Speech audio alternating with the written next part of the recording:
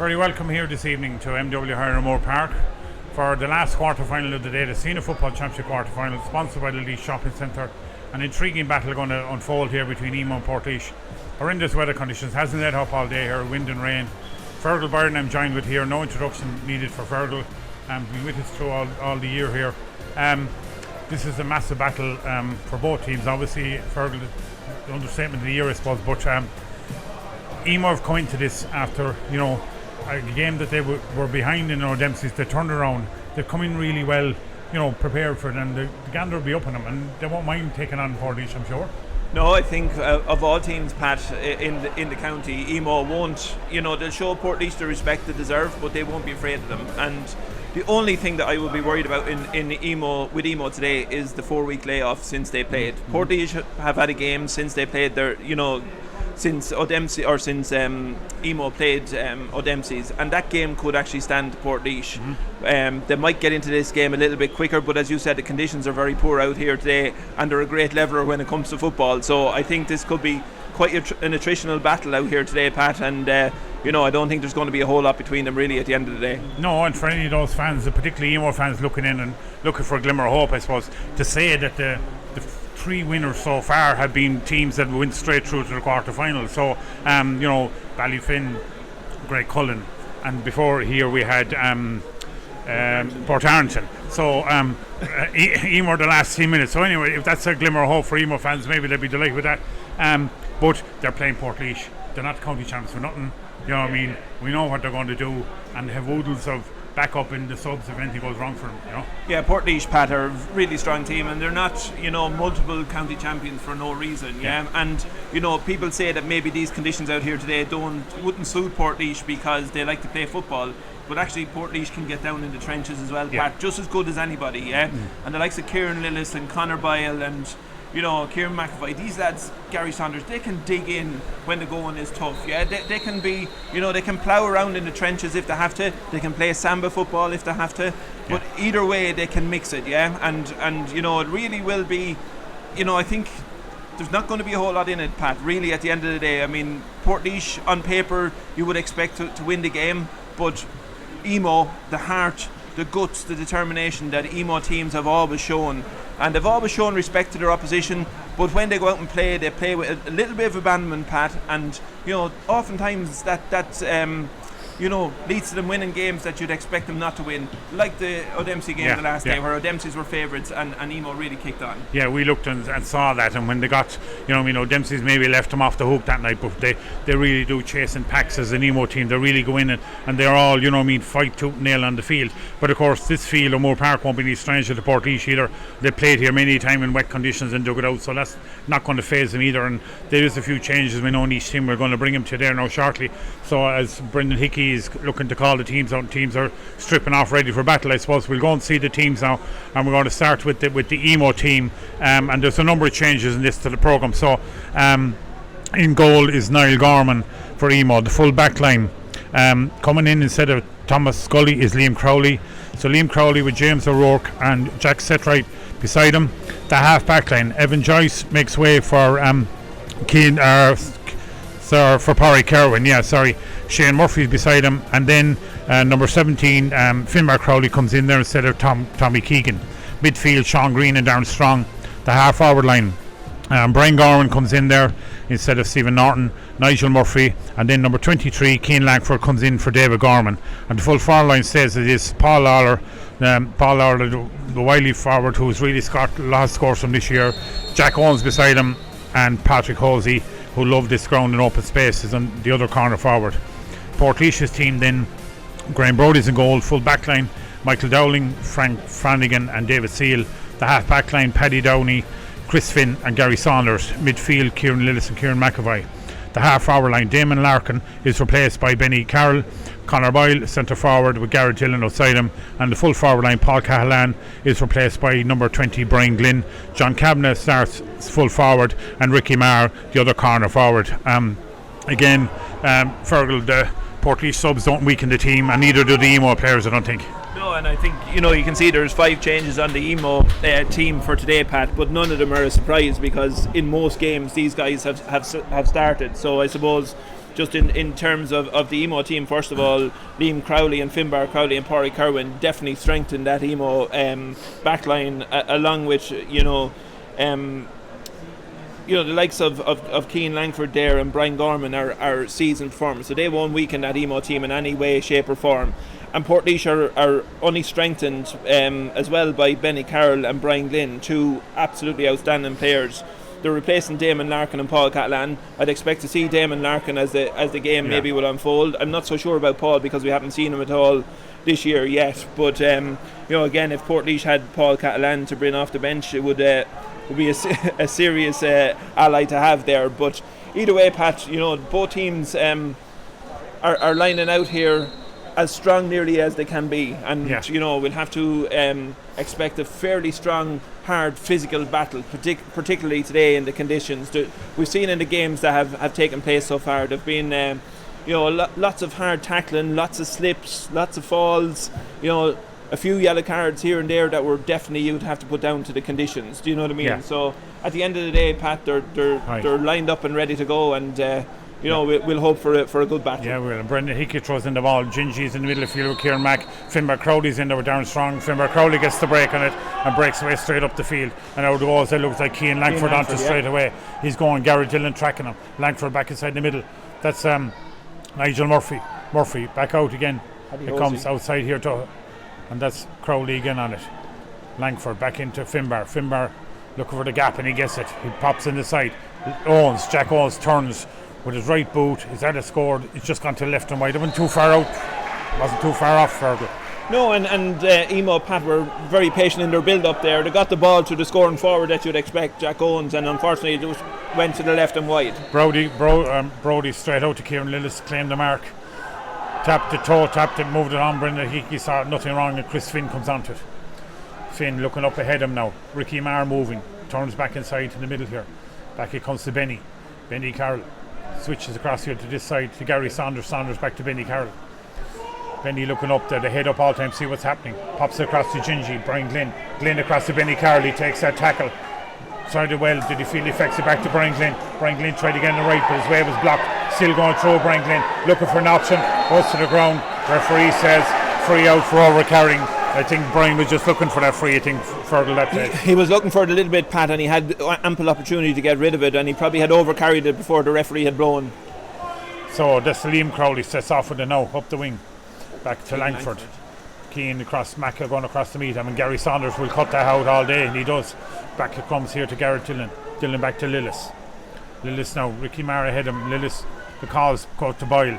They'll be doing this all day, the two of them, between the two of them. Boyle and Lillis and back and forth. And Gary Saunders now.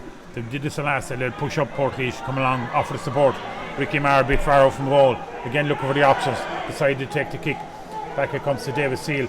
Kieran Lillis going for the shot. That was an adventurous shot. Maybe it was worth the chance, Fergal, but the wind is at their backs, Portlaoise. If that's anything to comment on this stage. Yeah, I think the wind is blowing into the Abbeleg's end, and Kieran Lillis was kicking that ball from just inside the 40-metre line. You'd probably expect Kieran to have executed that a little bit better. It just never curled in. He kicked it with the outside of the right boot, and it stayed going straight out to the left and wide. Portlaoise, two attacks there. Brian Glynn with a good opportunity, and also Kieran Lillis, but Emo just need to control the ball from their own kick out, Pat, and build from the back. As you see Kieran McAvoy going in there full forward for Portlaoise. Lillis had claimed that all day on his own. The hands up, goes up for the mark. He stops the play and steadies and looking for the runner. John Kavanagh's going to get it here. Kavanagh gets it, turning it around the side, comes back out again to Paddy Downey. Downey look for Lillis, was called for it. He decided not to go with him. That's David Seal coming. Seal going through. Gingy's going to hit him. Brian Glynn. He's fouled on the way in to the Brendan Hickey. Finbar Crowley a bit overzealous on that occasion. Fergal. He was a little bit, Pat, but Brian Seal, the game is only on 3 minutes, and Brian Seal has been the thorn in Emo's side so far. He's getting the ball from deep. He's attacking at pace. He attracted the attention of Finbar Crowley there, who fouled him, 35 metres out from goal. And now John Kavanagh on the left boot from the right hand side here has an opportunity to put Portlaoise on the scoreboard for the first time today. Well, John Kavanagh steps up, 2 steps into the middle, takes a kick, and that looks well on its way, and it is. The umpire said yes, that's a great score. John Kavanagh, that's the first score of the game, 3.5 minutes gone. Portlaoise lead, a point to no score with the wind at their backs and gale force wind and storm behind them. As Niall Gorman looks to set it up again now. Referee calling in across there. Jack Setright to have a word with him, maybe just to calm things down, maybe on the original free. As Niall goes out, goes short with it. That came to Parry Kerwin. Kerwin got a bit of a belt from Cabot on the back, but they still go on there. Sean Green now, excellent player. Sean Green to Darren Strong. Strong straight in, but that's going to be cut out by Finn, Chris Finn. And Lillis picks up the break and out to Finn again. Finn out to Benny Carroll now.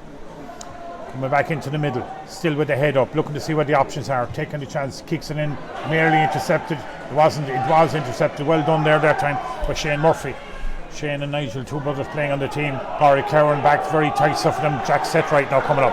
Back comes to Kerwin. He's really blossomed, Kerwin, as a player this last while. Coming to side to Langford. Langford outside to Kerwin, he dropped it off. Unfortunately, as Gary Saunders go out to try to dispossess him. Players that have played with each other in the under-20 league team for many years. Owens aside, twists and turns, Jack Owens. No option there to kick. Finbar Crowley dodges beside Glynn. Still going, there's a gap there if he goes to it. He pops on the side to Paul Lawler. Lawler turns, he seems to take a belt, plays on. Brendan Hickey didn't say anything wrong there. Jack Setright has it. Portlaoise tackle him. Setright out round. Paul Lawler back out. Quick up again. Kick there. Brody is well taken care of that by Nigel Murphy. And Portlaoise start to run again. Lively start to this game now. They're both getting settled in for this bit of afters here. Lads stop running down strong and Gary Saunders getting no sure. But Boiler has set it up to Benny, who stayed running all the way. David Seal beside him. Seal will put it back to Benny. That's a bit adventurous. That's a bit too far ahead. Cut out well by James O'Rourke. We haven't got time to settle here as we go along. This is great stuff. The weather maybe is dry. It looks a bit dry up from here, but probably not when you're playing it. And John Kavanagh really works hard. Ricky Marder worked even harder. And Boyle passes over to Gary Dillon. Dillon now goes for the space, turns on the burners, pops it outside. He goes for his own Scott. And that's gone to the right and wide.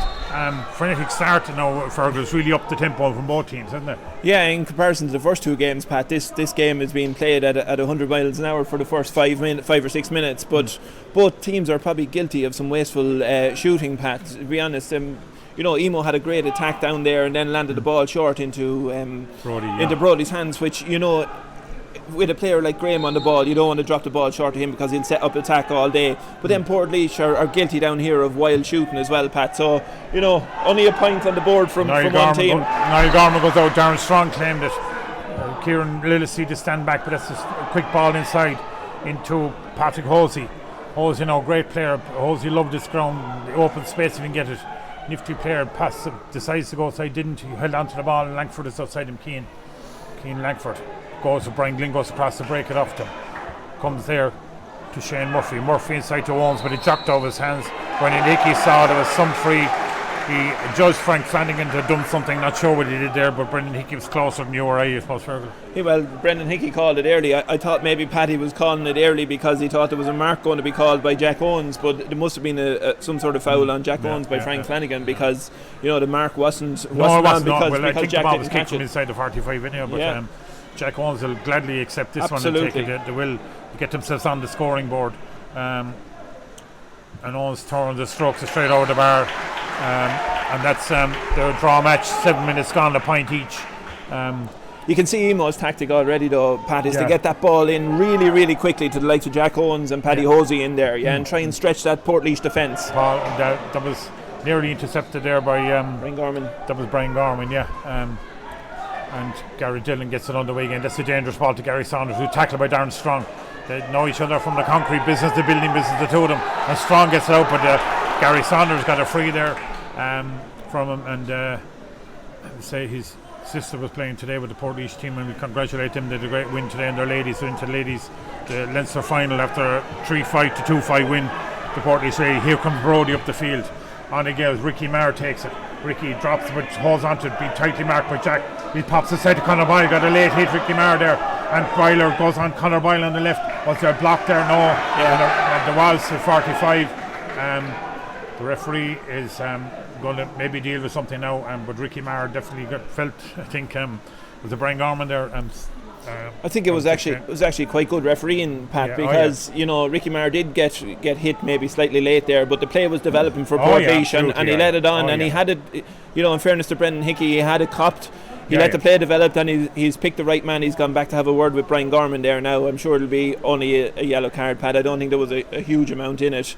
And as a result, an attack unfolded. Portlaoise have a 40 metre kick here now, which Graham Brody is up the field to take today. Yeah, so we'll see how Graham fares out from a dead ball situation on the 40 metre line here. He has the wind behind him into the Abbelikes end, so you'd imagine he definitely has the distance. Whether he has the accuracy with the wind behind him, we've yet to see, Pat.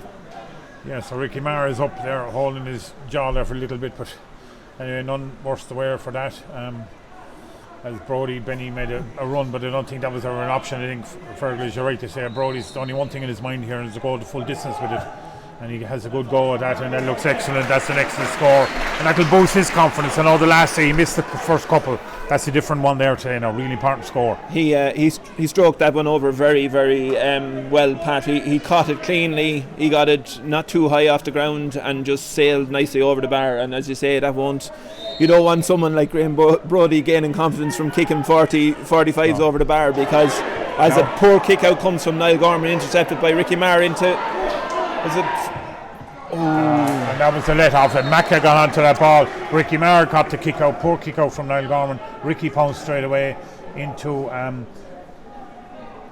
Kieran McAvoy. Macca, who will be lining out in the Premier Intermediate hurling final next week. But probably straight at Niall. If you're a goalie, you're delighted with a kick like that, I suppose. Really, I think Niall Gorman is thanking his lucky stars that was Kieran McAvoy on the ball there, Pat, because it was a very poor kick out that was intercepted by Ricky Maher, and Kieran McAvoy got straight through on goal and just blasted it straight at Niall Gorman. He would have been delighted to get the save in, considering it came probably from his mistake. Do you know what I mean? But absolutely. This gives Graham Brody, as the ball went out for a 40, this gives Graham Brody another chance to kick one over the bar and put Portlaoise, another point up on the board. This time slightly from the right hand side. A little bit more difficult for a right-footed player, but it's almost central. So you'd imagine him to be able to put this over the bar, Pat. So Brody comes up and strokes it again, similar to the first one. That's straight over the blue spot. Really accurate so far, and that's an excellent score from Graham Brody. Really settles the team, and it's reward for them from the poor kick out from Niall Gorman. He's one of the selectors on with Niall, I think, giving a bit of word of advice where to go with the next one or what to do. But again, Emo, similar to what Greg Cullen do, they seem to stack up in the middle for the kick out and make these mad runs. Finbar Crowley's gone, Keane Langford's gone, Niall was a little bit late going. The runs are going to be ahead of him. Lillis is going to go and claim it, but it breaks, and Brian Glynn is in it. He picked it up off the ground. Brian Hickey said rightly so.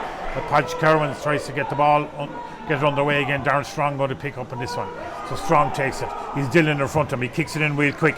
Jack Owens, though, where Frank Flanagan gets out ahead of him and was fouled by Jack Owens on this occasion. And Frank Flanagan really stood up to the test that time. Gary Saunders now getting it away to Brian Glynn.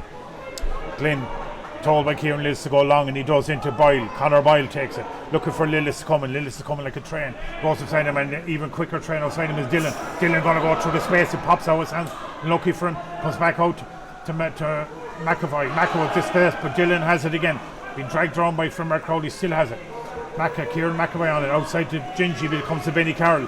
Benny's looking inside to Ricky. Ricky dances away from one or two. Ricky goes for his own score, and that'll be good kick of the goals, but it just goes to the right and wide.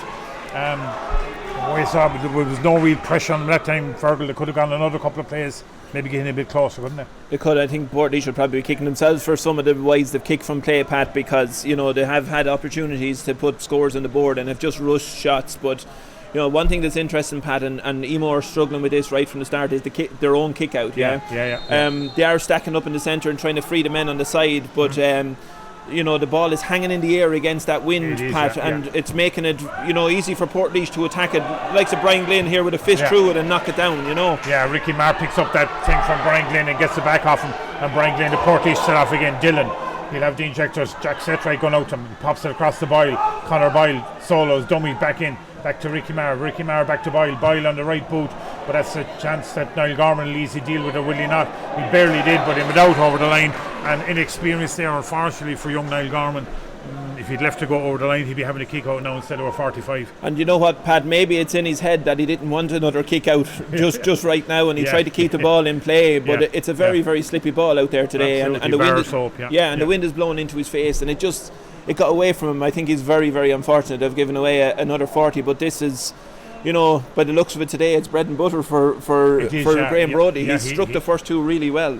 Yeah, he's certainly in Portlaoise. Don't mind that they're getting this. The Brody already 2 out of 2 from this point of view. Trying to make it 3 out of 3.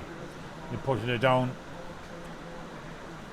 Want to have a good look at it. Big breeze blowing into his back, wind and rain out there. Terrible conditions for players to play in. But fair play again to both teams and the teams already today who really put on great shows for us. To sit back in the comfort of our homes and fires and look at it and give out about it and have the duvet wrapped up around us. But as Graham Brody comes up with a kick that looks to be dropping a little bit to the left, and commentators cursed again, Fergal, both you and I. But look, Portlaoise won't be too mind about that. I suppose that's something they got that they probably were never expected to get. It was a bonus for them. Conditions anyway, Pat, are tough. I mean, he struck the first two really well, but if your planting foot doesn't plant properly in the ground, then you haven't got the fulcrum to strike the ball really well, and that's what happened there. His left foot slipped a little and the ball went to the left and wide as Niall Gorman goes long again here, and Portlaoise will mop this up all day, Pat. Yeah. So Brian Glynn breaks it on to Garrett Dillon. Ricky Maher on it. Ricky got passed it on to Garrett Dillon. Great bit of work there inside to Kieran McAvoy. He looking for Boyle, was looking for it, but it comes back out to Lillis. Lillis still have a go at this. Well blocked down there, and that time by Sean Green. Another excellent player. Fouled by David Seal. Coming out there was Finbar Crowley and Brian Gorman now is going to take the free back to Niall Gorman. Brian Gorman. So now they're getting on the way. This is an ambitious ball up to Jack Holmes. There's no way he's going to get that. For Frank Flanagan, that was needless, just a bit lazy and needless. There was no danger there, even if Jack Holmes had got the ball. But Emo will be delighted with that again to move on as Darren Strong sets up to take it. He's going to look in, Darren, from the outside the boot. I'm sure it's going to go, but he goes back to Brian Gorman, and Gorman back to Strong. Strong is looking as Murphy outside him, and he plays him. Oh, and he drops it. That's unfortunate for him. Gary Saunders in like Benny Carroll. And then Darren Strong will touch it. Gary Saunders takes Strong over it. Rests away, and David Seal is inside in the middle of it. 3 Emo men standing around, the ball's on the ground. And coming out here, Paddy Downey has it. And then on he gets it. Lillis is back there and off to Dillon. And Dillon out in the line over there for Portlaoise. But Dillon goes back into the middle to Boyle. We left through Lillis. Lillis bursted through. This could be danger now for Emo. Lillis still going through. Was he held back there? No, so Brendan Hickey. And then Benny Carroll chips it up. Benny goes into the square onto Conor Boyle. Oh, great save by Niall Gorman. Absolutely excellent. There was a lot of errors there further, but ended up with a fabulous save. You know what, Pat, the conditions will always lead to errors, but that save from Niall Gorman was absolutely top drawer. It was, Conor Boyle was only not even 10 metres out from goal. No. He hit it hard, low and hard to Gorman's left hand side, and Niall got down really, really sharply and put the ball out for a 40. But he has struggled with the kick out so far, Pat, but that'll do his confidence the world of good to make a save like that and keep his team in this game, because had Portlaoise got a goal at this point in the game, just coming up to the water break, and we haven't seen the water break yet, and we're 17 minutes in, but I'd say it'll probably come after Graham Brody's kick here, but it would have been a hammer blow for Emo, but if they can get out of this with just conceding the point, they'll be very happy. Brody now stepping up to this now. They'll have another go. It's straight down through the middle, but that again has gone to the left and right, so that's 2 out of 4. He's got 2, missed 2, but still he's had the 4 chances, as you rightly called. The water break hits as if there was enough water falling out, and we had Eddie Kinson on the first match. Eddie, to say a word, absolutely hates them. Doesn't know what they're there for, what the reason is for, and I suppose on a day like today you wonder about them. On a lovely hot sunny day you probably say there's merit to them, but anyway, them are the rules, Again, when we look at it, see there, so far Portlaoise have had 5 wides.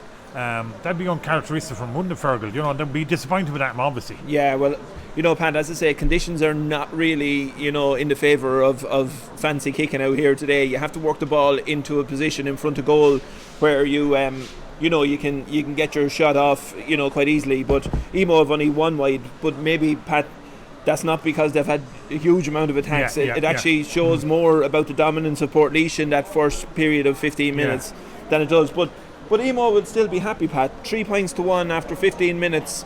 You know, and Emo are actually playing against a fairly solid breeze here at the moment. So I think actually Portlaoise will be with a team that will be more disappointed with their first 15-minute performance than Emo. Emo will be happy to be in the game here. They will, yeah. And as the time goes on, like they did against O'Dempsey's, they'll grow in confidence. They'll grow on their own. They know their own ability. And there's an awful lot to be played yet. You know, I suppose Paul Lawler from, we haven't seen a whole lot of him there, but you'd expect with the wind, you know, for them in favour half. That's where Paul Lawler will spring into form for them. But look, they'll be quite happy, I suppose. You know, I wouldn't actually be surprised, Pat, if Emo had won the toss and elected to play against the wind. Do you know what I mean? Yeah. Just to give them that chance to get into the game, hold Portlaoise, you know, fairly well for the first half, and then spring an attack. But I think it's a kick out here from Niall Gorman after that wide from the 40 from Graham Brody, and he'll get things underway. But this is where Emo have to change their strategy a little bit, Pat, in terms of their own kick out. They're losing far too many of them. Yeah, they are, It goes out to the middle again, up the middle. Garrett Dillon underneath it. Langford breaks it. It breaks down. Glynn gets it. And Benny Carroll gets it. Back to Saunders. Saunders across to Chris Finn. Finn now moving the crowd. Turning around him was Ricky Marr. Ricky back to Brian Glynn to Garrett Dillon. Dillon now goes up the wing. If he gets the space, he'll go far, but he turns back out to Finn. Finn back to Marr. Over does Marr. Comes to Gary Saunders. Saunders now across to Finn. Now they're looking where they're going to go. Boyle was looking for, didn't get it. Went back to Kieran Lillis. He's back here. He's going to orchestrate lots of stuff. He's still looking. He's plenty of time to up and put the head up and look. And he finds out Frank Flanagan, who claimed the mark. It was outside the 45. He must have travelled a distance. But anyway, Frank Flanagan not unsure what to do, but he takes the kick and he pops it over the bar. And while the whole of Emo stood debating with Brendan Hickey, Frank Flanagan just kicked it over the bar. It was an excellently worked score, Padgy. I think it's straight off the training pitch for them, because Kieran Lillis, once he got the ball out here, he held it until his man got free inside and delivered a perfect pass, which was definitely travelled the distance, and you know, Portlaoise were entitled to call the mark there. But another high kick out again, and that goes straight at Garrett Dillon is waiting underneath that. Now Paul Lawler's coming, probably sick of them losing the kick out this stage, but Dillon is under attack again. Back outside it comes to Gary Saunders. They push up. They still have enough cover back there, Portlaoise. They won't mind once they have the ball, and Boyle will come across to David Seal. Seal now inside again to Ricky Marr. Ricky on his own. Could he turn with his right boot? And that's an excellent score by Ricky Marr. Well done, Ricky. Super score there. And Portlaoise just aren't eke away again. The water break again. Just, you know, adding on those ones that you would expect it with the gale force wind behind them. It's amazing, Pat, these water breaks, and as Eddie said in the commentary in the last game, he doesn't like them, and it gives teams a chance to regroup, Pat, and there's always changes in direction and momentum, depending on how well the water break works for the team, you know. And Niall Gorman out here, tries out this side, 3 or 4 of them go up. Jack Holmes is one of them, but breaking. Benny Carroll breaks on it, and who goes for it again? Only Lillis. Lillis taken to the ground there, a free on it, and he's not happy there with Paul Lawler, who stayed coming in the top of Lillis. I think Paul knew what he was doing there, but Ricky Marr gets it again and tries to break away from the play. Been playing well so far, Ricky, out to Benny Carroll. Benny now, they'll steady again. Lillis will look for it, but it goes through David Seal first. Seal back or come here to Frank Flanagan. Frank the full back a bit far up the field out to Dillon. Frank Flanagan says go and gets the ball back off Dillon. Will he try another shot like he did before? No, Dillon's going for it. He tries to get around him. He gets around him, comes off Garrett Dillon, and maybe he just needed the option. He thought he was getting the 45, but he didn't get it because I think Brian Gorman was back there, was it? Really good tackle by Brian Gorman there, Pat, but he's just... Emo are dropping a lot of men back in their own half, Pat, and that's why we're seeing a lot of David Seal, and we're seeing Frank Flanagan in scoring positions. Obviously, he got the last score, but you know, he almost had a chance there again, and if it was forward, he probably would have been pulling the trigger. But you know, Emo just have to start winning their own kickouts, Pat. I don't know that they've won even one of their own kickouts in the first half. I didn't see the stat at the water break there, but it was about 2 out of 7, I think. Darren Strong is under this one and gets the free that time. Didn't win it cleanly, but they got a free this time, and you know, they're on the front foot. It'll ease them, So across here it comes to Brian Gorman. Gorman, back it goes there to Murphy. Murphy again. Parry Kerwin runs into traffic, puts it out the back door here. Sean Green on it. Back to comes to Crowley, and they're coming, got a heavy hit there. Murphy, Nigel was it, and he met by Gary Saunders, and Saunders there put him to the deck, but Cian Langford comes to the ground, and Brian Gorman is back to the mop up his Portlaoise, press hard on him, tried to dispossess him. Kieran Lillis did, and just had been a little bit high with that one, but I think Brian Gorman was going down a little bit. Certainly nothing intentional from Kieran Lillis is saying. Brendan Hickey agrees with us. It looked a little bit worse than it actually was, Pat. I mean, it's the conditions. Brian was sliding to the ground, Kieran was sliding in. It was a stray hand, but to be honest, I don't think it was malicious, and neither did Brendan Hickey think it was malicious either. Yeah. Gorman gets it underway, but Benny Carroll's going to mop that up as it goes over Jack Owen's head. Back it comes to Finn. Finn back to Benny Carroll. Benny, what options? And Brody is going to be an option, as he always is. And there he is again. He'll set up. He'll either come with it or he'll pass it. But he's been shoved back there that time by Patrick Hosey to Benny Carroll, and that's a dangerous ball where Boyle gets on the end of it, and Brian Glynn and Portlaoise luckily get away with it. But once they do, there's men and spaces everywhere, and Dylan is another one of them. Again, that space of his gets them around one or two players. Still going on. That's a high ball. Will Mackay be underneath Brian? Kieran McAvoy claims the mark, and that's obviously something they'll be working on the training ground, is marks, because they really capitalise on that one this time. Pat, I'm surprised more teams aren't working on it like Portlaoise seem to have had there, because Macca now has a free kick and he just kicks it slightly to the right and wide, but it is a free shot and goal, Pat, and when you have teams playing a blanket defence against you, it's nice to get a free shot and goal. It is, and unfortunately on this occasion Kieran didn't manage to put that one over the bar, but it definitely seems to be working for them, that's for sure. So Niall Gorman, the busier of the goalies by far in this first half, really has been. His leg will be sore shortly, from all the kickouts. And again, another one goes out. 50-50 up in the middle. Benny Carroll is underneath it, broken away from him by Brian Gorman. Falls to Paul Lawler. He's come out a bit deeper, looking for the free. He got that that ruck somewhere, but it comes back to Gorman. Paul Lawler was there giving out, but there's no point. Shane Murphy gets it underway to Darren Strong. Strong back. Crowley's going to hit him. Strong didn't choose him. And again, Kieran Lillis is in like a light. Good friends off the field at Foles today, but they'll be good friends after all this. Kieran Lillis back to make a vital block down in it. Textbook stuff as Paddy Downey comes out here, and Gary Saunders is free. They seem to have free men everywhere when they spread it out. They're down the wings, they're everywhere, Portlaoise men, as Emo seem to concentrate to be in the middle of the field more so, trying to keep them out to the wings. And Gary Saunders across to David Seal. Seal looks up to see, tries to go beside Langford, and he does. He beats him for pace, and he's still going. Saunders came across, Sean Green came across, a free on David Seal. No need for Langford to do that, I don't think, particularly when John Cabin is on the field or Ricky Marr, they'll punish you with frees that close in, Fergal, won't they? I think David Seal is a thorn in Emo's side here on the right wing, Pat, for the whole of the first half here. He's making a lot of progress. He showed a clean pair of heels to Cian Langford there and got inside, and Cian is probably a little bit frustrated by that, and then gave away a silly free, which John Kavanagh has here on the 30-metre line. He kicks it to the off the post. Oh. And, and luckily for them, Shane Murphy's on the days is not over yet, as John Kavanagh followed in and nearly got on the couple of rebounds they got as Emo break out there, and they're lucky enough in that stage, and they're come to blessings. So now they need to capitalise on it. That comes back across, and there's Gorman again on it, Brian Gorman, Crowley on it, Finbar now looks up ahead, going across from Paddy Downey. Back he comes here to Darren Strong. Strong is broken away from him. Garrett Dillon's in it, but he still breaks away. Strong now. Emo, the tails up. They look to try and see can they get a score out of this. Darren Strong still going. No options in front of him. Decides to take it himself, and that goes across the square and wide. And it's not even gone wide. Brody has it as the wind kept it in. That was a wasted opportunity for them.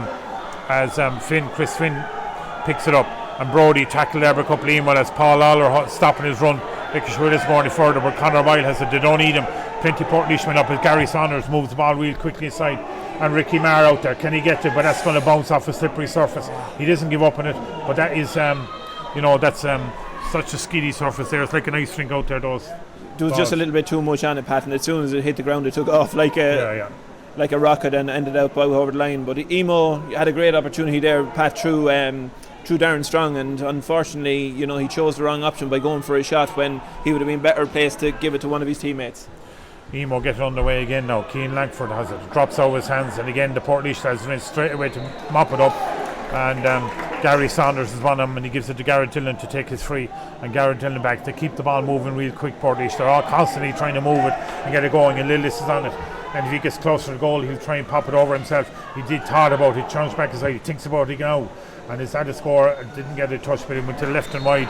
He just probably didn't steady himself enough. I think the first one if he took the space out to the right, I think was his preferred option. I think in that one. In a tighter game, Pat, though, they could be, they could rue those misses, and as the game progresses, they'll need to be taking them because Emo are still in this game. I know they only have 1 point on the board, but they're only 4 points behind Pat, they're going to turn around the play with a gale of a wind here. Yeah. So at the end of the day, they won't be too worried about it at the moment. Emo won't. Niall Gorman wants, but Portlaoise are winning all the breaks at this stage, particularly from the kickouts. Kieran McAvoy comes out for that one and wins it. Frank Flanagan back to Brian Glynn. Glynn on to Gary Saunders. Saunders out here to Kieran Lillis. Kieran has been on most of the stuff to Portlaoise, but unfortunately drops over his hands and Owens gets it. But Owens is no threat out there at the moment to Portlaoise. Too far from goal, so Ricky Maher tries to hold on to him. And Jack Owens and him getting to know each other at home. And this ball goes up. There goes on Hosey. Hosey looking for help there. Not coming as Gary Saunders goes in and Hosey still has it. Still hold on to Jack Owens. Owens pops the ball over the thing. That's Sean Green going with it. Green going. Gary Saunders after him. He looked for the free. No free, said Brendan Hickey, and rightly so, I think. But that came out Paul Lawler trying to get it. But Chris Finn is working hard for it. Now they go to ground. And Chris Finn, the judge, have a foul. Brendan Hickey says with a free. And Emo knew what they were getting that free and knew what they were doing there with that one, I suppose, when he came. In fairness to Emo, that time Pat, they worked the ball really well up the field, and they've orchestrated a free which Paul Lawler would be happy to take from the 30-metre line. I know it's a long way out to the left-hand side. Actually, he's passed it off to Jack Owens. Yeah. Jack with a trusty right boot will be hoping to curl this one in, but the wind is probably coming a little bit over his left shoulder, Pat. This is not an easy kick by any stretch of the imagination. It's just been made a lot easier. Yeah, Frank Flanagan, judge had been too close. Obviously, he didn't listen to what Brendan Hickey was telling him. And Jack Owens now, you would think it's simpler, but has brought it in anyway along that 40-metre line in across closer in front of the goals. So Jack with the right boot, I'm sure he'll have a go at this, hops it. We saw that today. You can see the ball, Fergal. Anyone hopping at the ball, it goes dead. It's a dead ball when you're hopping it. So it's not a day for hopping this ball. It's to get it moving quickly. Portlaoise should be doing, but Jack Owens now trying to get him on the scoreboard, and that's straight over the bar. And they badly needed that. 2 points and a half. I know it sounds bad, but they've been playing into a huge gale force wind and trying to cope with the county champions Portlaoise as well. But today, Pat, that's not a bad score against that sort of wind, and to be only 3 points behind Portlaoise as we tick into the half time here, as Benny Carroll breaks up along the left wing there. So Benny Carroll back inside. Boyle was looking for it, but it went short to Garrett Dillon. Dillon seemed to have been fouled. They're calling for a free, but no free, said Brendan Hickey. And Darren Strong is going to stay playing. Gary Saunders out on him. That's some battle there today. Two hardy men on each other there today. Gary Saunders concedes that was his free, and down goes. I think that's is that Parry Kerwin? Yeah. And Brendan Hickey blows for free again. Emo, just the last few minutes of this half. We're gone into a minute over time. I'm not sure what injury time is going to be played. And just the last few minutes, United or Emo have their chances. That Kerwin again breaks by him. Is it? No, it's not. Out it comes there. Paul Lawler. He'll fancy his chance, but that Paul comes off the upright, goes outside. It's a wide ball. Said the umpire. That's unfortunate for Paul Lawler there. He'd normally be very trusty on that left boot there, and it just came off the upright, Pat, but it's a strong breeze. It just pushed the ball to the right and wide there on him. But Emo will be happy to still be in control of the ball, Pat, at this stage. Once they have it, Portlaoise can't score at the other end. Out it comes there. But Finbar Crowley got that kick out. The gander up on him now. Paul Lawler moving through. Boyle goes to him. Well tackled by Garrett Dillon and Boyle. He gets through it, and Brendan Hickey says there was too many on him. Conor Boyle not happy with that decision, but Brendan Hickey is quite happy with the decision he's made, and Paul Lawler is the free in. Paul Lawler is the wisest man on that field out there, Pat, and Portlaoise for descent once more have brought the ball's been brought up from a very difficult position 40 metres out to a kickable position less than 30 metres out, and that indiscipline from Portlaoise will not be something that Kevin Fitzpatrick would like to see, Pat, because it's probably going to, if this one goes over the bar, it'll have cost him 2 scores in succession. So Paul Lawler steady up. He had an opportunity from plays this kind of similar distance earlier. It dropped a bit short from her to right, but this one he's steadying up better, and there's no mistake this time, is there? Absolutely not. No, Paul Lawler, and that's a huge score for Emo as it goes in, and Brendan Hickey blows half time, and Emo come dancing off the field, really delighted with themselves.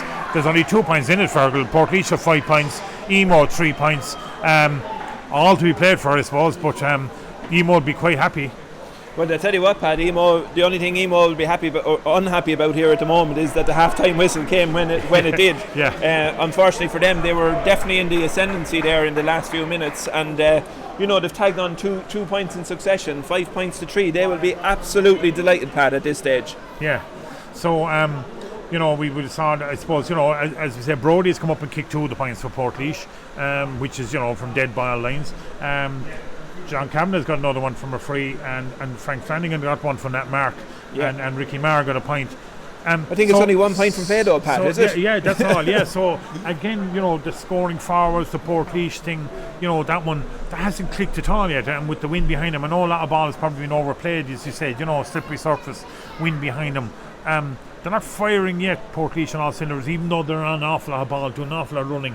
The last final bit seems to be the problem for them, doesn't it? You've called it 100%, Pat, there. Like, around the middle third of the field and from their back line out, Portlaoise are doing everything you'd expect Portlaoise to do. Strong, hard running, giving the ball to the man in the best position, having a runner off the shoulder.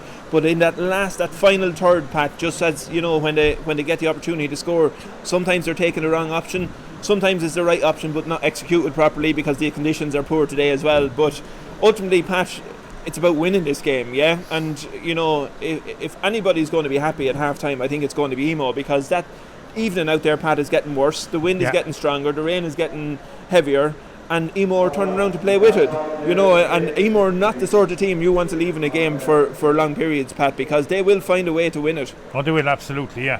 And as you said, like they kind of weathered the storm. Niall Gorman had fantastic saves, Okay, it was unfortunate, a couple of kickouts. The kickouts should work better for them with the wind behind them. We would have accredited the missed kicking of those with being playing out against the wind. So you'd expect that to. So Portlaoise will have a lot of thinking to do.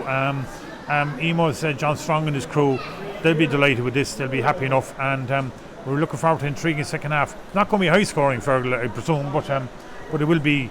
It'll be interesting. There's no match here today going to be high scoring, Pat, anyway, for sure. And this game is not going to be any different. So at the end of the day, we'll look forward to a really good second half of football. Yeah, it mightn't be high scoring, but there's going to be a lot of intensity and a lot of incident, I'm sure. And at the end of the day, and we'll talk about the water breaks in the second half. And I said that's the reason they were stopped is because of Brian Breen. So anyway, we're going to take a half-time break here. It's a trawling game. A tight second half going to come up. Portlaoise lead 5 points to 3, but Emo had this gale force wind behind them in the second half. So see you shortly for the second half.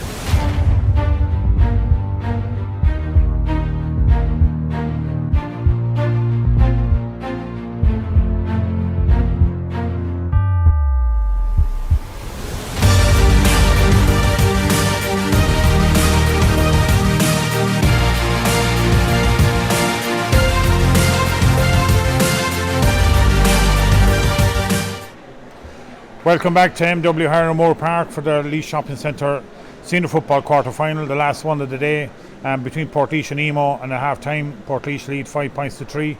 So if you're looking out there, you can see Portlaoise have changed jerseys. Emo have the same colour. Portlaoise have gone to their away jersey, we call it, their black and white, because they've been away for many years, representing Laois, and fair play to them, and being a great ambassadors of the county. Only 2 points in it. We just must say hello to a few people. Say hello to Paddy Lawler out there in Ballycarroll. I know he's tuned in watching the game here. So hope they're delighted with the way Portlaoise are doing as Niall Gorman makes his way slowly back to the Emo goal. Fergal all to play for. Understatement of the year, I suppose, but it is. All to play for, Pat. If we had a referee that was back on the field, it's unusual. It's unusual that the players are back fully in position and the referee is not back out yet, Pat. Normally have the referee out there blowing his whistle, getting the team back. So until Brendan Hickey comes back in the field, we don't have any game, Pat. And to be honest, looking at the conditions and looking at the light, the way it's starting to fade out there, unfortunately we have absolutely,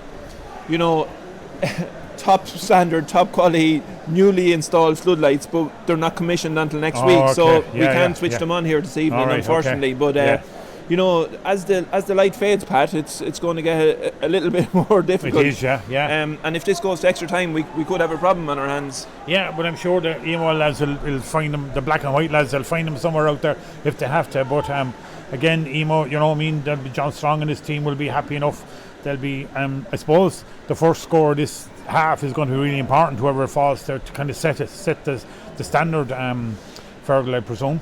Well, if Emo can start the second half the way they finished the first, Pat, they'll be happy, and they're playing, obviously into the Abbey League's end in the second half with the win behind them, and if they can manage to get the first score on the board, as Brendan Hickey has gone down to. Yeah, well, Brody has to strip off because he ended up coming out, his away jersey is a red and white, and obviously playing with the white and red, it would certainly be confusing for Emo or referee in particular, I suppose. So they're going to get whatever change. Someone's gone up with something. Just he had a T-shirt on underneath it. And Jesus, I tell you one thing. He's a hardy man. He need a good few runs in him up the field to warm himself up. As Brian Glynn and Kieran McAvoy go back into the middle, Finbar Crowley and Darren Strong break it, and it breaks again to Crowley as it did in the first half, and Crowley sets off with Glynn in his wake. Come across the seal inside there to go. Nigel Murphy, he turns back on his right, and there's the score. And I said important is who got the first score, Fergal. I presume I'm still correct. Oh, you're absolutely spot on, Pat. I mean, that was an excellently worked score by Emo. They won the throw in, the attack down the heart of the Portlaoise defence, and it came to Nigel Murphy. He made no mistake putting that over the bar, and it reduces the gap to 1, Pat, which Emo will be delighted with. Brody comes out, Crowley's underneath, but Kieran Lillis goes high for it and claimed that ball, and rightly so, given the mark. That was a great take, and that's what you need your leader out there to do that on this occasion. So now Lillis looking up for the options, goes to Garrett Dillon, county mate and club mate for so many years, and he goes up and the place opens up for him. Now Finbar Crowley decides to cut off the supply to him. He's looking for Boyle, he turns back aside himself, but here comes Brian Glynn. Glynn inside to and that is looks like I thought it was Chris Finn up there. We will see how it is, a bit far up. It's really hard to see the Portlaoise numbers, but we'll get through it. Here's Lillis again. He can't mistake Kieran's stature as he turns and twists and comes back around and won't. And Boyle, definitely we won't mistake this man because he'll orchestrate it as he points and tells Gary Saunders where to go with it. They're looking to go for Dillon, but Emo push up on him, and Emo got their hand on this. They'll be in bother, but they're not going to. They're dealing with tough men there with Dillon and Boyle, and they're not going to wait as Ricky Marr comes out to take it off from Ricky. Starts the ball rolling and jumps, but the ball goes over his hand. He quickly repossessed it. Jack set right on top of him, and Ricky turns him and got away from him that time. Boyle, though, that was an important pass, but Emo got in there hard and dog it, and out they come. Finbar Crowley setting off. Crowley chased by Dillon, but he got by him. Dillon tried to tackle, going across is Chris Finn, back to Paul Lawler. There was a poor pass, but that went across to Keane Langford. Paddy Hosey, sorry. Hosey, he'll love this space so he can get through. Great tackling though. Great tackling by Mikey Dowling. And they've done this before, the two of them. Mikey Dowling, unfair, a judge to have been the free. He's calling someone out there. I'm not sure what happened. He's bringing out someone. Brian Glynn. I'm not sure what happened there. I'm not sure either, Pat, to be honest. But all I am sure of is it's a free kick to Emo, which they'll be delighted with. But in fairness, Pat, Emo were very well, set up in defence there. Portlaoise were, they were trying to work the ball back and forth across and cut a hole in the defence, but Finbar Crowley intercepted a great ball. He then carried it the full length of the field, got it into Paddy Hosey, who worked hard and got a free kick for himself. And Paul Lawler, you'd have to think, as Brian Glynn picks up a black card for whatever it was, Pat, I didn't see it. Yeah, but he's heading for 10 minutes. Yeah, I think the linesman had something to do with it, because the linesman seems to concur with Brendan Hickey. We didn't miss it, we missed it. Not sure, Brian Glynn doesn't, but Paul Lawler won't mind as he takes his shit. And now it's a draw game, and Emo back 5 points all. 5 points all, Pat, and they're a man up now for the next 10 minutes, and we'll see how much use they can make of their numerical dominance over the next 10 minutes, as Brodie goes short to Frank Flanagan. Flanagan coming out. Emo pile on the pressure up hard. Jack Owens, but they did correct Paul Fowler. Paul Lawler was overzealous there, but they were nearly in on Frank that time, as Paddy Downey or Chris Finn comes back to give the ball to Frank Flanagan, get it underway. Back to Finn. Benny Carroll looking for it and gets it. Benny now setting off. He's a long way from goal, but he sets off a huge pace by Benny. Still control of the ball. Pops away. Got by 3 or 4 of them outside him there. That's Mikey Dowling. Dowling will go if he can get a space, but he'll turn back. He'll be trying to play safe than sorry. And Gary Dillon picks it up. Dillon turns round. Tackle swarmed by Emo men. Frank Flanagan now coming from deep. Brian Gorman in front of him. Gary Dillon out behind him, offering support. Dillon see where he's going to go. Gary Saunders up here. Saunders being faced by Darren Strong, has to go back with it. Saunders back to Frank Flanagan. Jack Owens trying to cover the ground and get up to him. Finn now on his own has to go low for that one, but gathers it, takes a quick kick in, and there's Benny Carroll. How did anyone leave him unattended? That's a mistake for Emo to do it, because this could be danger for him. Jack Settrick goes in, and there's a shot, and there's a goal. And as I said, how do you leave Benny Carroll standing on his own? John Strong certainly won't be happy with that. That's a hammer blow for Emo, Pat, and you quite rightly picked out Benny Carroll. 40 metres from goal with no one within 30 metres of him, but Chris Finn, Pat, picked him out from inside his own half with an absolutely superb kick. Absolutely, Portlaoise, the extra man that Emo have isn't affecting him yet, so they put it straight in. Finn, that was Paddy Downey started, got a vital touch on it. Paul Lawler are going to stay fighting, but Paddy Downey goes with it. Paul Lawler, and Lawler comes out with it. The Wiley Fox comes out with it, but he gives it away to Gary Saunders. Now Portlaoise, the tails are up again. Kieran Lillis, space opening up in front of him. Lillis going to go by Sean Green, and he does. Didn't use Saunders, but he goes back to Conor Boyle. Boyle might go back to him, but it comes back to Gary Saunders here. Saunders, Gary Dillon outside here, free a crew there. Sean Green too impatient, I suppose, and comes to Gary Dillon, and Kieran McAvoy now wants to join the attack. Macca looking inside.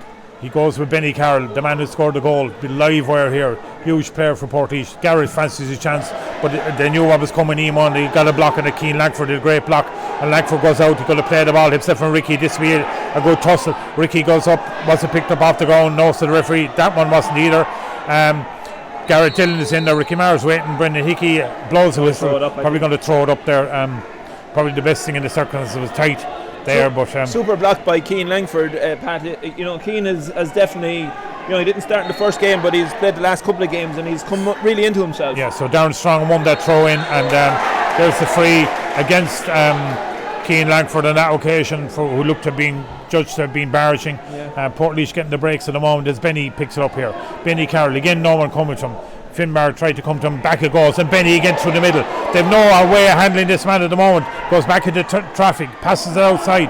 That's David Seal. Seal comes off the upright again. John Kavanagh racing out it. That's the full back there, and got injured in that. James O'Rourke got injured there from Emo. Seemed to got a touch, maybe an accidental collision, but James O'Rourke has suffered there in that one, and that's maybe he's going to get up, but that right leg of his doesn't look to be, but he's hobbling away there. I think Emo are unfortunate there, Pat, to have conceded a 40-metre kick, because I definitely genuinely felt that James O'Rourke was fouled. And Portlaoise should be delighted to see that Paul Cahalane is making his way onto the field. Paul has been, started the first day and then came off really early. Didn't play the last day, has had a few injuries. And John Kavanagh, he replaces John Kavanagh as Portlaoise get the ball on the way. Ricky Maher back to Graham Brody, and Graham Brody to Kieran McAvoy. McAvoy goes into a wall of Emo lads. They come out on top of him. Sean Green, Jack Settright, McAvoy still having an Emo breakout. and Brody quickly scrambles to get back to the goal, his own goal, and now Darren Strong has it, pops it off across to Podgy Kerwin. Kerwin, a great little player, this man, a great pace. Lillis coming back, tried to dispossess him, and Lillis got the effective touch on it. They stay going, and Portlaoise really defending like Trojans there, but Seal drops the ball. Brian Gorman inside to Paul Lawler. Lawler might take the free, no, the point, tosses it across to Darren Strong. Darren Strong kicks it over the bar. Emo badly needed that before Portlaoise should slip away from him. Yeah, Pat, that was a very good score by Emo, and they turned over Portlaoise, who had turned over them coming, as they came out with the ball, which was just shows the work rate and intensity that this Emo team have. And at the moment they're only 2 points behind, Pat. It's 1-5 to 6 points. Emo will be delighted to be still in it, although and recover from that hammer blow of a goal from Benny Carroll. But Emo really have to try and keep tabs on Benny. He seems to be one of the really live wires out there for Portlaoise this evening. Yeah. So Brody's forced to kick that out. I'm not sure Benny's going to reach it as speedy as Benny is. He's not going to get it this time. And Benny gamesmanship kicks it out over the line, and some linesman wants to get involved there, or selector. No business to be out there at all, actually.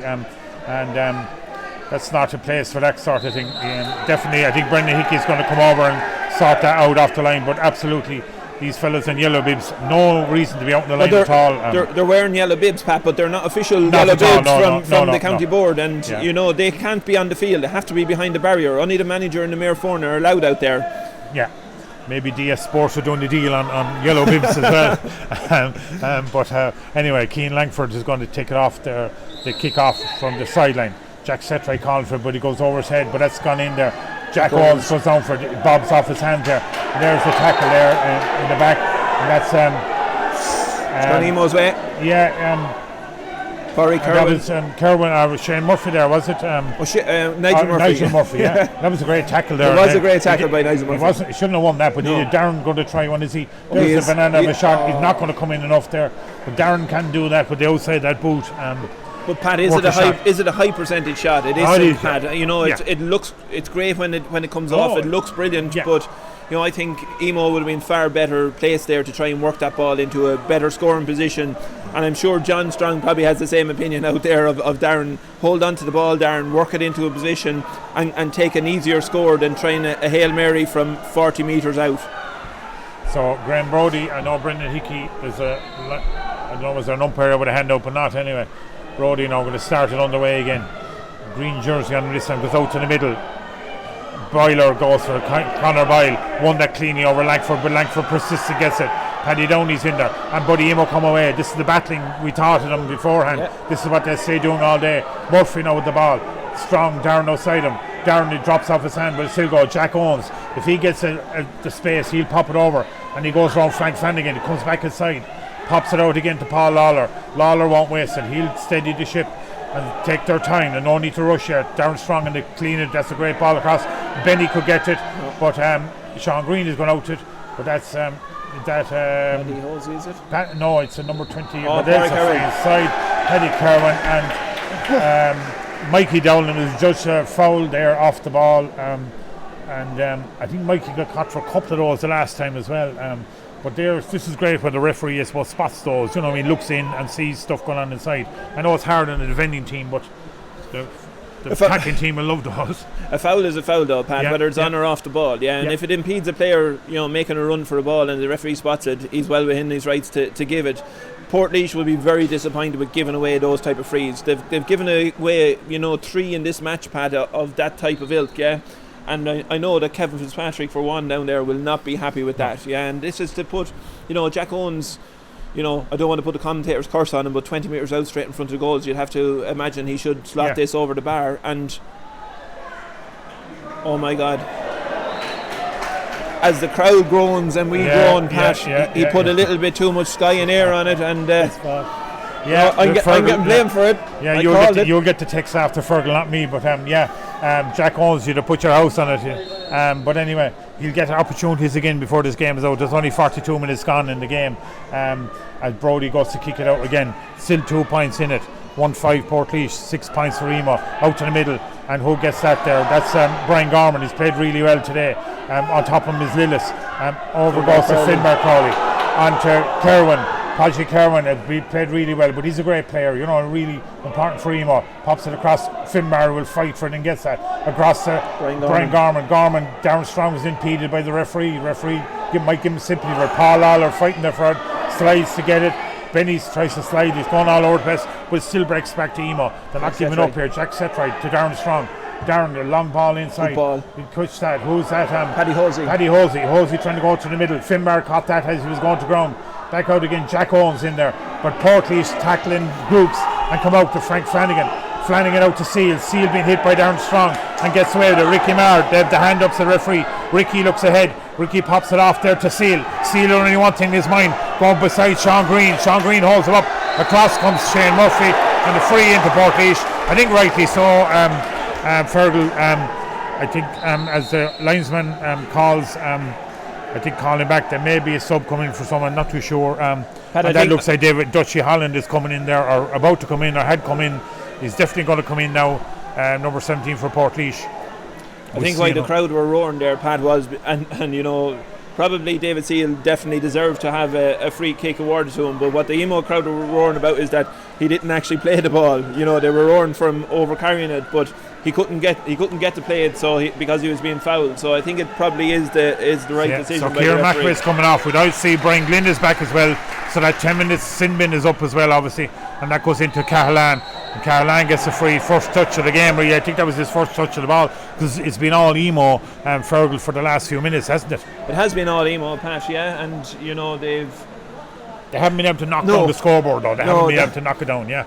You know, the Portlaoise were down to 14 men and scored a goal in that period, Pat. You know, and that was a hammer blow for Emo. But you know, that was a soft enough free to give away there. Paul Catalan showed out in front, but he was going away from goal. He got a slight little shove in the back, and he was gone. As David Gorman seems to be getting ready to enter the fray here for Emo. Yeah, a great player as well for his club, has been known through the years, David. A great player, a great under player in Laois. Ricky Maris standing out is free. This is really important for Portlaoise's point of view, I think, to put this over. Keane Langford makes way there. Keane Langford, and he's really put it all out there, and fairness to him, has really tried hard. Disappointed coming off. He is, Pat, and he's left it all on the field for Emo today, you know, blocks and that. So, you know, he can be happy with his day's work, to be honest with you. I mean, maybe he's run out with a little bit of steam, but I'd be impressed with Keane's performance today. Ricky Marno, this is important for Portlaoise. Couple of steps up, takes the kick. That coming across, no, it goes out to the right and wide. A let off for Emo that time. And the water break now, Pat. It looks like a water break, Emo will be still, even though they haven't locked down the scoreboard, they'll still be happy, I suppose, with their first 15 minutes of that half. I'm telling you, Pat, Emo will definitely be happy with 15 minutes to go in the game to be only 2 points down. And, you know, unfortunately, I put the commentator's curse on Jack Owens a minute ago as he took the 20-metre free. I would have expected him to put that over all day. What are the stats like for the first Emo period, had the second half? two of those have been wise, but their points, you know, Nigel Murphy, Paul Lawler again has got two of them. You know, Paul is just in there nice and quietly, he pops up and gets the scores. You know, Portlaoise have only had one wide, but they haven't had the ball really. It's been all Emo attacking them. It's just Emo probably haven't punished them, Portlaoise, enough when they got close to goals. Interesting stat, Pat, there, and it probably backs up your what you said there about Portlaoise not having the ball, really, because Emo have 1-from-1 kick out in the second half. They lost the majority of their kick outs in the first half. They were under pressure against the wind, but they've had a lot of dominance. Portlaoise haven't had that many attacks, and they've won 1-from-1, whereas, you know, Portlaoise are 2-from-4 on kick outs in the first period of that second half. So they go back out. I see Ricky Marr comes up into the stand there. We'll find out who's on this place. I saw Ronan McAvoy, and it looks like Ronan McAvoy gone out there. They say grandson of Tony's, Tony Marr. Ronan was a partner player, got an injury last year for Portlaoise. First cousin of Jason Mars. He's on the bench today as well, Pat, so look, also probably could see him before the end of this game, I'd say, as well. There's a lot to offer, yes. So Ricky Marr makes way for Ronan McAvoy.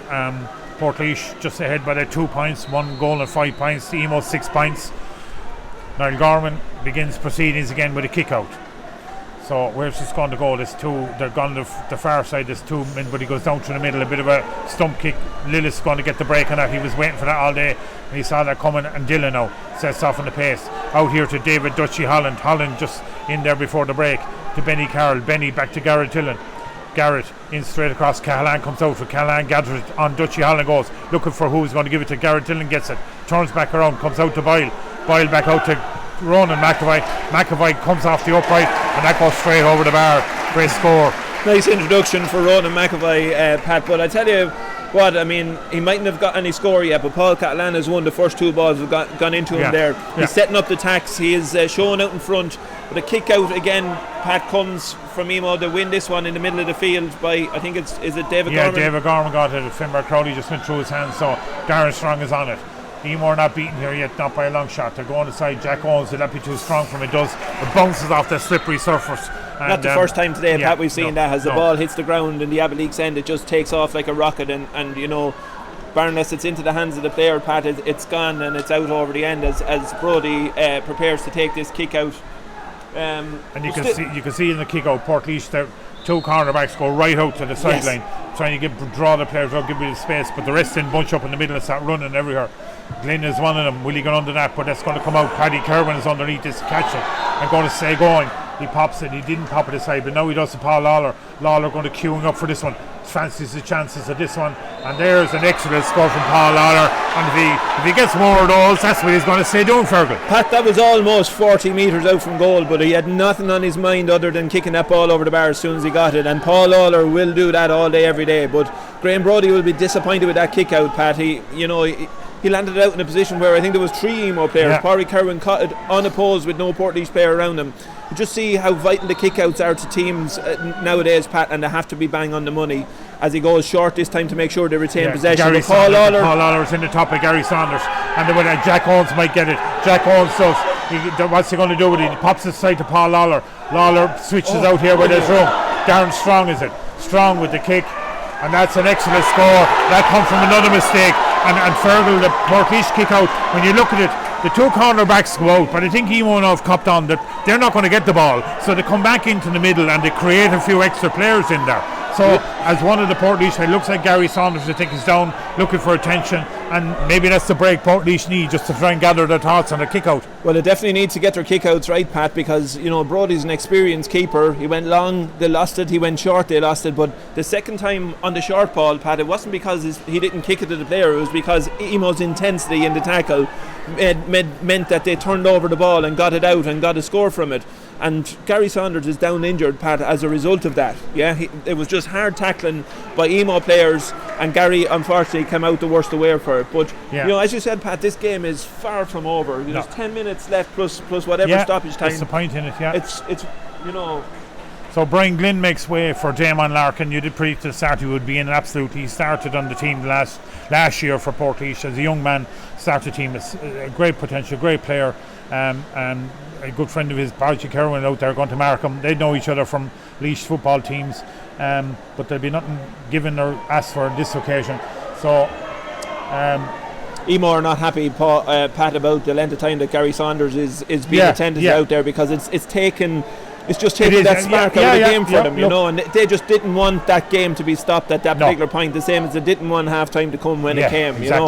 And I don't for one second think that Gary Saunders is not injured, because I see him limping out there, and he's an honest player to get to the bone. Absolutely, it takes something to put him down on fair. So Brody goes long there again. Kieran Lillis trying to get underneath. Lillis goes to catch it, but another one broke it. Now the quick ball in, but that was a bit too quick for them. They needed to just gather their thought. Lillis has it, nearly got robbed off him, comes across here to Seal to Gary Saunders back here to Finn, then will they go back to Brody? No, Finn goes himself through the middle, and now he's turning back.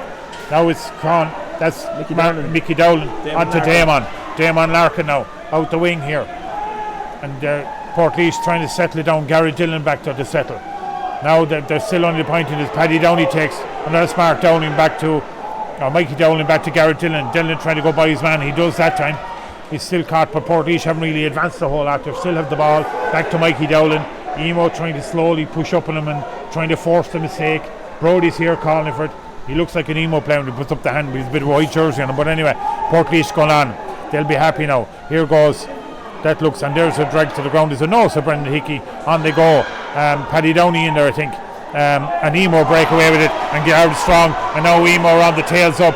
Jack Setright go through, but I think that's Brian Gorman coming this side, is it? Ian Crowley. Oh, is it? Yeah.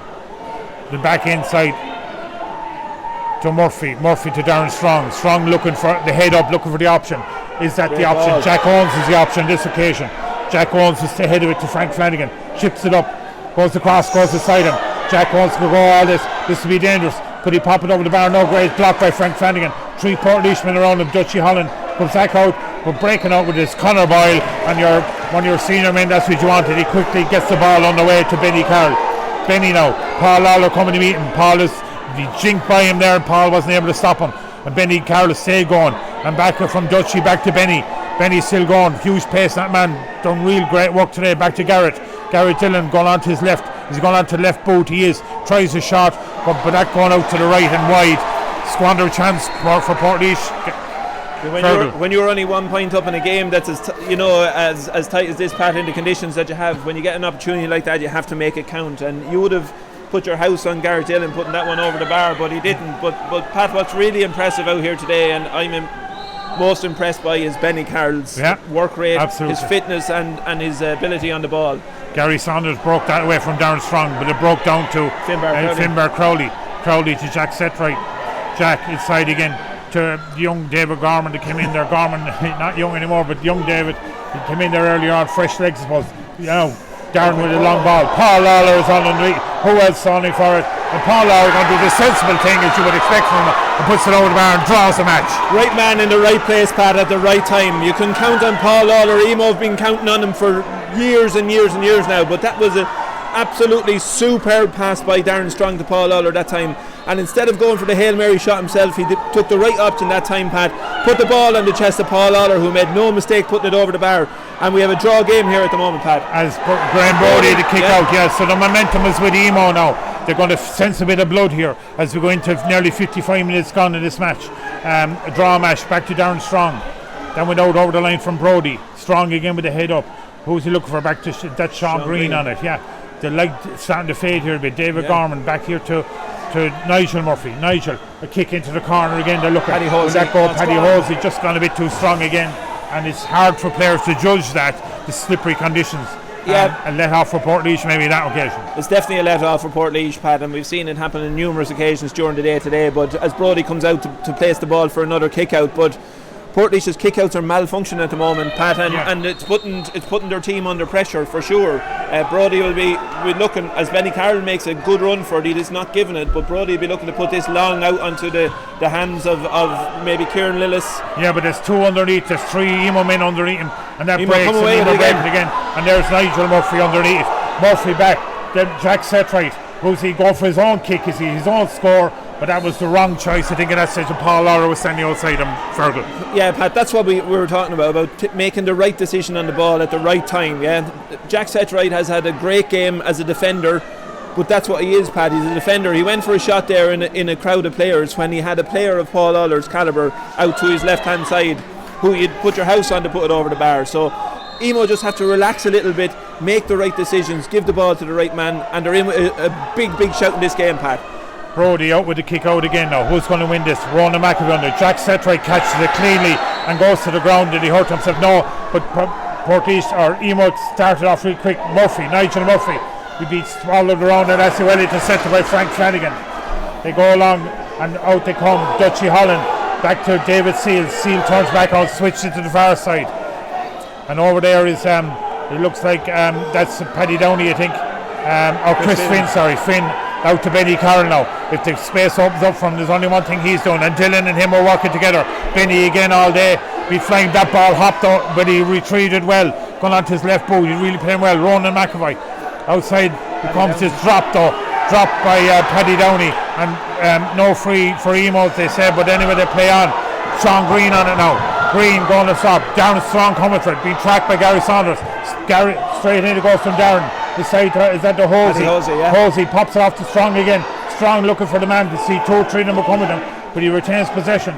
They no need to panic, I suppose. This off the ground, Jack Setright gets it. Paul Lawler called for it. Now the right man is on it, but he's a bit far out. Back to Jack. Paul will probably be looking for back off him, I presume, and he gets it off him. Paul trying to open up the space, no space. Portlaoise crowd out, his opportunity to kick.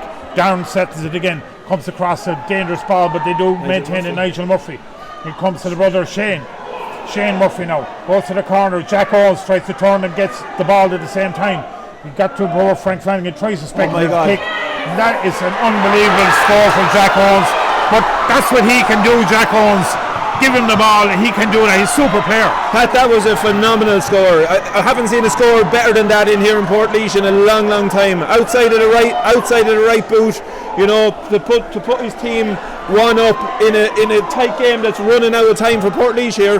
Emo, if there's anything can close this game out, Pat, it's Emo. Well, Portlaoise and Dutchy Holland have it. They'll want it. They'll do it. They won't panic yet. They've been here before many a time. They're not county champions for nothing, and they're still going to stay playing. And they will try and eke out a draw, if not a win. They're not going to stop, and they're certainly not stopping now. Paddy Downey moved up the field, got the ball off Garrett Dillon. He jinks it, goes back to Dillon. Dillon look at the side. Cahalan has been bottled up inside. No area there for him to go. Crowley inside on him. Back it comes to Benny. Benny's a bit far from goal to cause any threat yet, but he was still going. Lillis back to Benny. Benny's trying to make the run, gets by Sean Green, cut forward carrying, and that's kind of going to help again as Jason Maher enters the field for Portlaoise.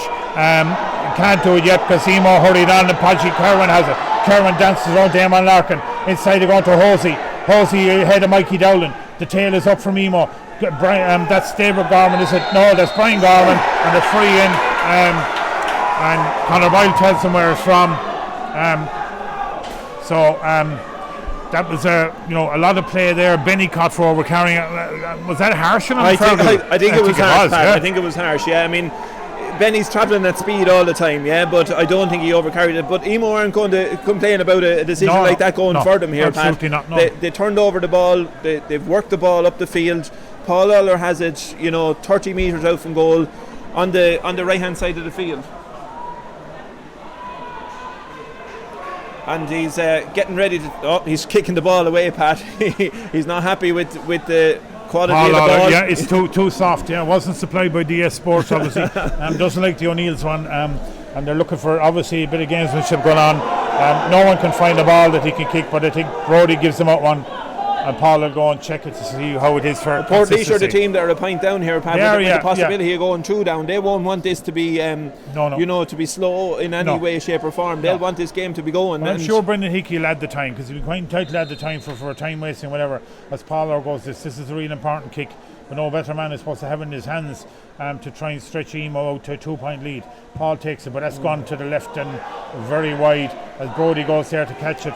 And Portlaoise still have plenty of time, or plenty of chance, you would think. We don't know what extra time is going to be played, if any. We haven't been told of that yet. We've just ticked into additional time, Pat. We don't know what the additional time is going to be, but it's been kind of a sort of around the 3-4 minute mark all weekend. So Portlaoise probably have the opopportunity. This could go to extra time. Absolutely. Brody goes out with it in the middle. Dutchy Holland breaks, but it breaks to Nigel Murphy. Murphy be followed by Lillis. Murphy goes round him, stopped by Dutchy Holland, be stopped by Lillis. Boyle is in there, but he still gets the ball out. Darren Strong trying to get ahead of Gary Saunders, and Strong wins out this occasion. And he's probably looking for red and white men, and gets to Jack Setright, back to Darren Strong. They're really tails up, and he pops it over. That's a great ball outside to Finbar Crowley. Finbar pops it aside to Podgy Kerwin. Kerwin tries to get his footing. Kerwin with the shot, and the save off the line. I think that was Damon Larkin who saved that ball, and the ball has gone wide. Massive save from Damon Larkin, the man who normally scores goal. He saved Portlaoise on this occasion. He threw his body on the line, Pat. For any goalkeeper out there, if he made that save, we'd be raving about it. But for Damon Larkin, it was just about throwing your body on the line, stopping the ball from going into the back of the net, because it would have been lights out for Portlaoise. But time is ticking away for Portlaoise, Pat. They're going after. Brody kicks it out. The whistle blew there, I'm not sure for what, and that went straight over the line here. David Gorman, I'm glad to take that ball. Not sure what Graham was thinking about. What happened there? But the kick-out's malfunction for Graham in the whole second half, Pat, and it's really put his team under pressure here. Yeah, so there was no player here for Portlaoise to try to scramble to win it back. Strong across to Jack Setright. He'd been involved in a load of stuff. Darren Strong has really shone well today here again.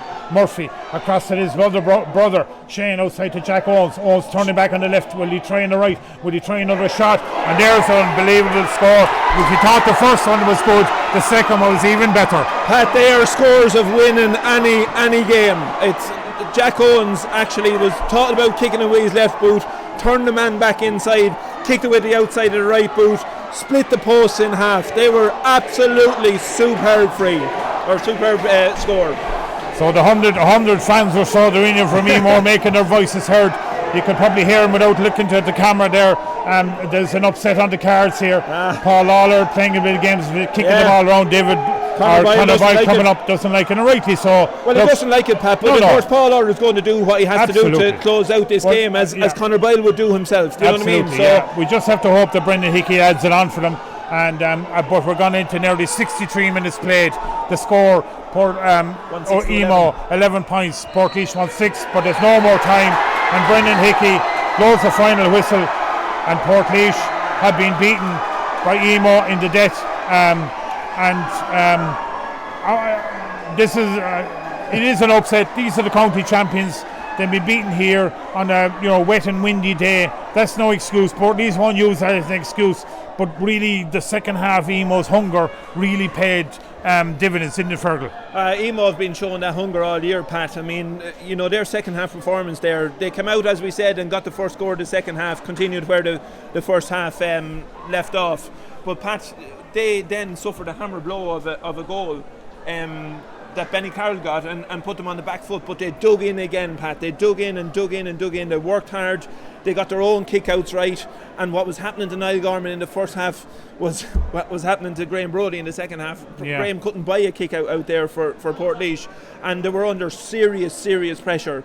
But I think you made the point, Pat, before the game started, that all teams that won their respective rounds and had the 4-week break into the quarter final have won. They have, and that's actually not normal. Do you know what I mean? Because normally you have the team that has the momentum coming through from winning a game 2 weeks ago, but Emo were absolutely pound for pound deserved their victory here today. To a man, they did exactly what we expect Emo teams to do. They work for each other, they die for each other, and they have a bit of class as well. Jack Owens' 2 scores at the end of the match to win the game for them were as good as you'll see anywhere. And Paul Lawler's wily old head winning the freeze and kicking a couple as well. They're deserving winners today, Pat, and Portlaoise have been absolute deserving champions in this county for many years, and they worked hard out there today as well, but they were beaten by a better team today. And it certainly wasn't that Portlaoise did anything wrong. Okay, we talked about the kickouts, but the kickouts for Niall Gorman had gone the same way for them in the first half, and that is down to the wind. But just Graham's ones again, when it mattered most, their ones just weren't going right. We saw the short ones that popped out, and Emo's tackling, tenacious tackling, and just saw a weakness there. They knew they could go at it, and they did, and that's what they do. They did the same against O'Dempsey's. They saw a little chink, and to a man they fought tooth and nail to get there. And deservedly winners, I suppose, on this occasion. Portlaoise should be disappointed, but again, they've done nothing wrong. Of course, you're county champions. You don't want to go out a quarter-final stage, and it's going to be deemed as an upset. But I'm sure the people of Emo don't think it's an upset. They came here with one thing in mind, and they achieved that. Well, Pat, Emo are like hounds. Once they sniff blood, they go after it. And Portlaoise left Emo in this game for far too long. When they had opportunities to score, and as I said earlier in the commentary, they did some poor shot selections from Emo or from Portlaoise by times, which left Emo in it. And Emo absolutely capitalised on those mistakes by Portlaoise, and they didn't make the same mistakes themselves. They scored some absolutely phenomenal scores out there today, and are well deserving of their victory. Yeah, and we're as Emo head off the field, and there sounds like there's an awful lot more than 100 people of Emo here in the thing, but they're making great noise. Fantastic. I'm joined here by Darren Strong. Darren, I'll let you get your breath, but we want to thank you, both teams. That was a tremendous game in unbelievable conditions, poor conditions obviously. That was a hard game, Darren. I know they're all hard, but that was particularly hard in those conditions, I'm sure. Yeah, very hard. Look, anytime you play Portlaoise, they are the kingpins of Laois, so we are just so happy to get out with a win. It's unbelievable. I don't know how words can't describe it at the moment. I said to the boys before the game, we've nearly beat them up through the years, nearly, and we've been talking about nearly wins for the last, I don't know, since I'm playing, since 2004, and just finally we're over the line. We're in the semi-final now, so we just have to push forward. Yeah, and look, myself and Fergal were talking about it, we were commentating on it. You know, he did the work, and this, just to tell you, Darren, what are you thinking of? This wasn't a fluke. He really, really worked your socks off to get this to a man. You know what I mean? Paul Lawler, unbelievable scores we needed. Jack Owens, 2 points. I don't think we've seen the likes of it ever. You know what I mean? We thought the first one was good, the second one was fantastic. But they were only played, but their backs really, the two Murphys, you know what I mean? Finbar. To name them all, I have named a few, but I could name every single person on the team. Brian Gorman, unbelievable work. But you know, the break, the 4 weeks, every other team had got the 4 breaks as one. You're the 4th team. I said that before, whether that was an omen or not. But you benefited from it. You obviously went away. But that win against O'Dempsey's, I think that buoys you up big time, did it? Really did, yeah. And it just showed we're finishing strong in all our games so far, and it showed from our training. We're fit as fiddles. The boys have us in great condition. The 4 weeks that we didn't let up, we trained hard. We have a very, very, very young team. Myself and Paul are probably the oldest on the team. And it's just the fitness from the boys coming forward. The defence is unbelievable. Defence today is how we won it. And in fairness to Jack, the 2 points he's kicked, I've give out to him all week. I said, please don't kick shots from where you're not meant to. But boy, Jesse made me eat my words today. Good, and you're delighted for that. And again, I know, look, this will be delight in Emo and all that, but I know you're a true professional. You know, this is only a quarter-final win. You have a lot more to do. You have an awful lot more. This year is going to continue on for long, Murphy, and I'm sure your father, John, and the rest of the lads will ground you fairly quick.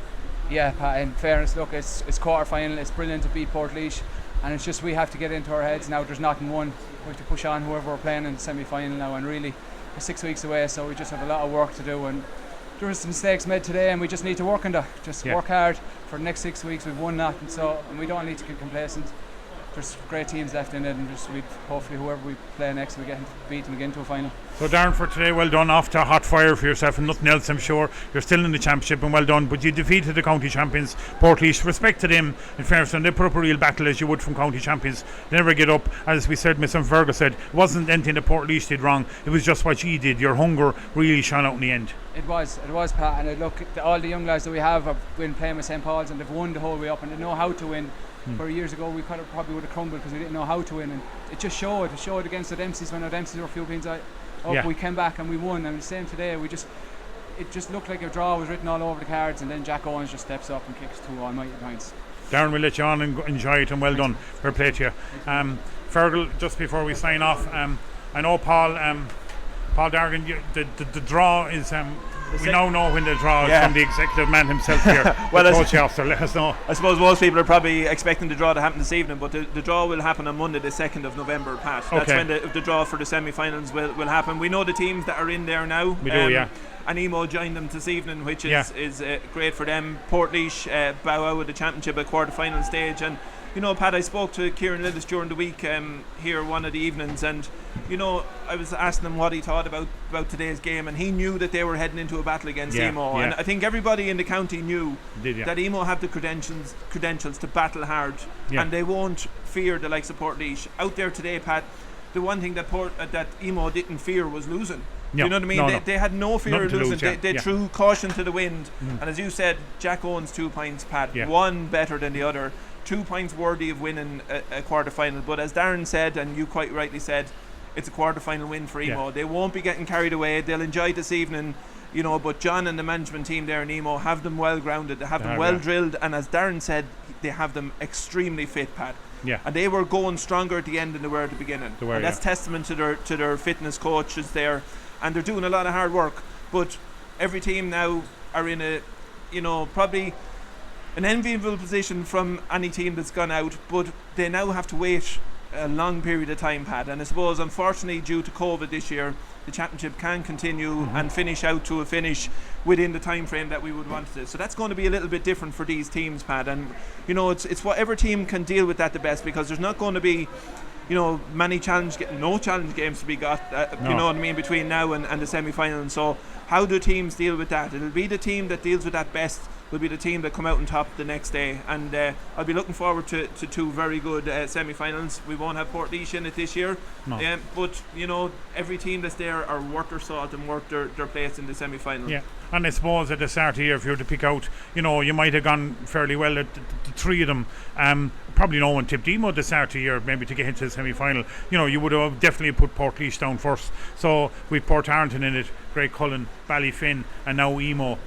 I don't think too many would have got that accumulator at the start of the year. I don't think. No, the bookies wouldn't have been threatened there anyway, Pat. That's for sure. But as it transpires, Emo right from the word go against Collection. You know what I mean? Out here, Collection only got 1 point in the second half in that game, and it was in the 61st minute from a penalty. Yeah, so Emo, as Darren said, have been defending well. They've been attacking really well. Their core players in the middle of the field, like Darren himself and Finbar Crowley and Nigel Murphy, these lads have been driving them on. The team has unified as a group, Pat. I think that's what was very evident to see, from the goalkeeper to the full forward or the corner forward and all the subs that they have. They're worthy of their place in the semi-final, Pat, but not won for Emo yet, and commiserations to Portlaoise. Absolutely, yeah. They've been absolutely phenomenal champions in Laois, represented Laois at the highest level, and they'll be very, very disappointed to bow out this evening. But when they look back at this game, they'll probably hold their hats up to Emo's performance today, because as you said and we said during the commentary, Emo won this game. Portlaoise didn't lose this game. Emo won it. Absolutely, and I think I don't think we can leave it on another note other than that, Pat. As the rain still pummels down here, has done all day. Great credit to the 16s that played here today to really perform in those conditions.